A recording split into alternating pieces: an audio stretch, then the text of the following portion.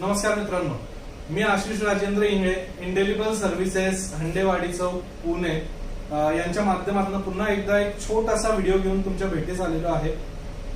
या वेळेचा विषय 4 व्हीलर सीएनजी किट आहे।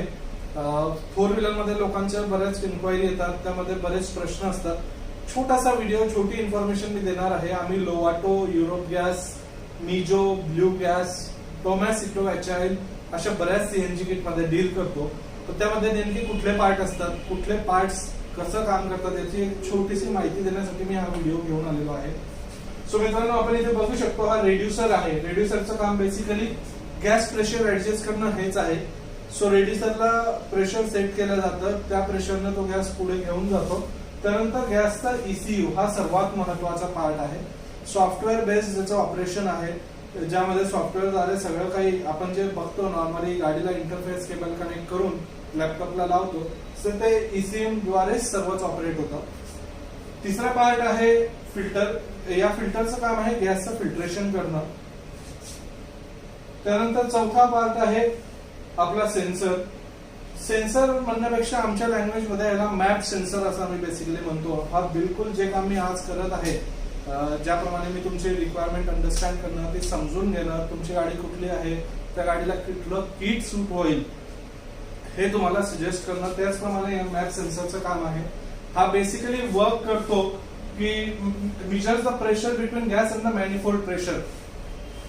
जे रेड्युसरचं प्रेशर यात येत आहे आणि जे मॅनिफोल्डला प्रेशरची रिक्वायरमेंट आहे, त्या दोघांचं प्रेशर ऍडजस्ट करून हा पुढे पास ऑन करतो। याला मॅप सेन्सर म्हणतात। ज्यावेळी तुम्ही कधी बघितलं असेल की गाडीचं सॉफ्टवेअर आपण इंटरफेस केबल कनेक्ट करून जेव्हा सेट करतो, त्यामध्ये हा पार्ट जो आहे याचा एक मॅप सेन्सर असतो। मॅप सेट केला जातो, ज्याद्वारे तुमचा पिकअप इन्क्रीज केला जातो किंवा पिकअप डिक्रीज केला जातो। जशी तुमची रिक्वायरमेंट असेल त्यानुसार आपण त्याचा यूज करतो। पाचवा पार्ट आहे इंजेक्टर रेल। हे इंजेक्टर रेलचं काम असतं बेसिकली जे आपले इंजेक्टर असतात पेट्रोलचे, त्या बाजूला हे फिट होतात आणि ज्याप्रमाणे पेट्रोल इंजेक्ट केलं जातं त्याचप्रमाणे हे गॅस इंजेक्ट करतात।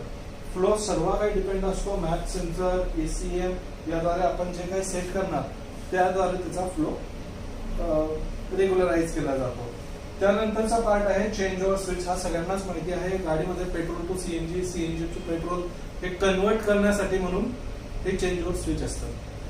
आता सगळ्यात महत्वाचा प्रश्न जो लोक विचारतात की आमच्याकडे CNG ची कॉस्ट फॉर एक्झाम्पल XYZ आहे, 47,000 पासून स्टार्टिंग आहे। तेच किट बाहेर मार्केटमध्ये 45,000, 44,000 किंवा 43,000 अशा किमतीला मिळतं असं लोकांचं म्हणणं असतं। ते का होतं?